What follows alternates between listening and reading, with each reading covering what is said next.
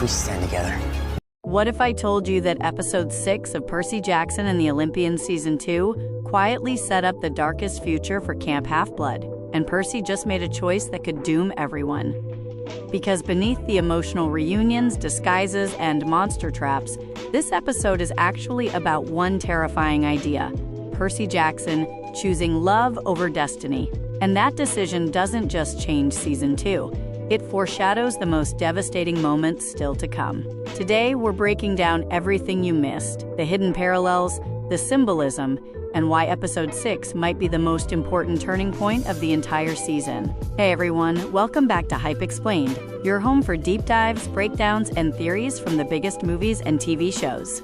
Today, we're diving into Percy Jackson and the Olympians season 2, episode 6, titled Nobody Gets the Fleece. And while this episode might look like a quieter transitional chapter on the surface, it's actually doing something far more dangerous.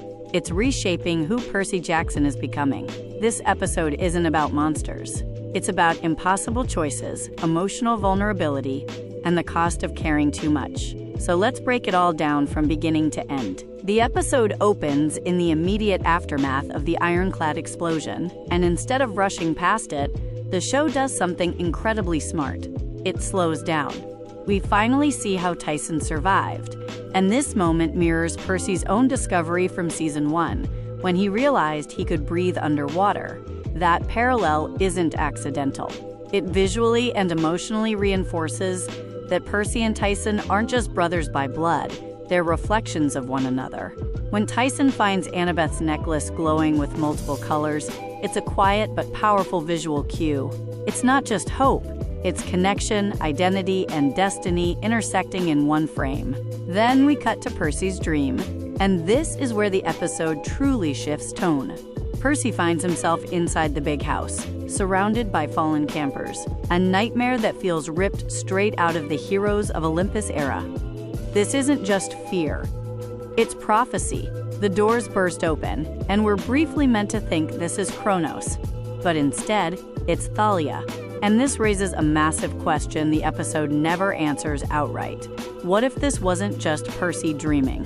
Demigod dreams are never just dreams. If Thalia was semi-conscious while trapped as a tree, is it possible she's been reaching out through dreams this entire time? And if so, could future conflicts between Percy and Thalia already be brewing beneath the surface? When Percy wakes up, his instinct is immediate. Save Grover now. But Annabeth urges patience, and this moment is crucial because it shows the emotional divide forming between strategy and heart. Percy leads with emotion. Annabeth leads with logic.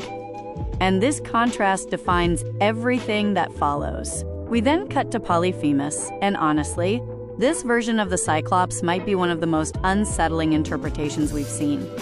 He's calm, calculated, almost polite, which somehow makes him even more terrifying. When he repeats the phrase, "trust nobody," it's a clever inversion of the Odysseus myth, but also a thematic warning for Percy himself. Trust will be tested, and trust will break. One of the smartest visual choices in this episode is the lone tree on the island.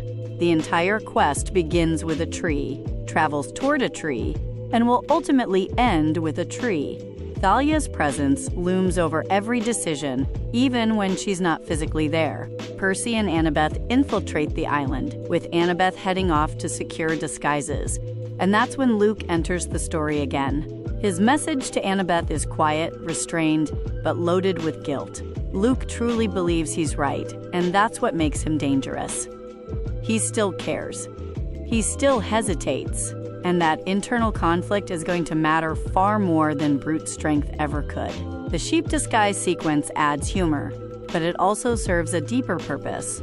Percy literally hiding himself to survive. While the show cuts the man-eating sheep from the book, it actually improves the logic of the scene, grounding it in realism while keeping the symbolism intact. Despite warnings, Percy and Annabeth fall into Polyphemus's trap, and Percy ends up imprisoned inside the cave. This is where the show's adaptation philosophy shines. Events change, but outcomes remain faithful. Annabeth still uses her invisibility cap. Polyphemus is still outwitted, but not in the exact same way. The spirit of the story remains untouched. Luke then uses Backbiter to transport himself to the island. And importantly, the show establishes limitations. He's powerful, but not unstoppable. When Luke realizes the fleece is fake after gold paint rubs off onto his hand, it's subtle foreshadowing, deception layered on deception, and perhaps even a hint at Luke's own gilded lies. Everything escalates when Annabeth is gravely injured. Percy's rage ignites, but instead of unleashing it in combat, the show makes a deliberate choice. Percy doesn't fight. He freezes, and that helplessness is worse than any battle. When Tyson returns to confront Polyphemus, the moment becomes symbolic. A monster, choosing compassion over cruelty. And Percy is forced to watch, powerless, as he believes he's losing his brother again. Then comes the most important moment of the episode, the choice. Save Annabeth or save Camp Half-Blood. Percy doesn't hesitate. He chooses Annabeth. He gives Luke the fleece, fully aware that it could doom everything. And this decision echoes far beyond this season. It mirrors a future choice Percy will make again. And this time, the consequences will be even greater. Tyson survives. The brothers reunite. Percy finally breaks, hugging Tyson not as a hero, but as a scared kid who's exhausted from carrying the weight of the world. And when Percy picks up Annabeth's hat and storms after Luke, it's more than anger. It's destiny repeating itself. The episode closes with the reveal of Rainbow, the hippocampi arriving at last.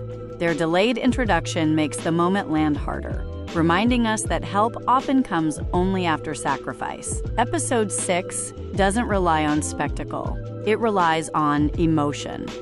It deepens Percy's character in ways the books took years to explore, and Walker's performance captures a vulnerability that makes Percy feel painfully human. This episode isn't just a bridge to the finale. It's the moment Percy Jackson becomes dangerous, not because of his power, but because of his heart.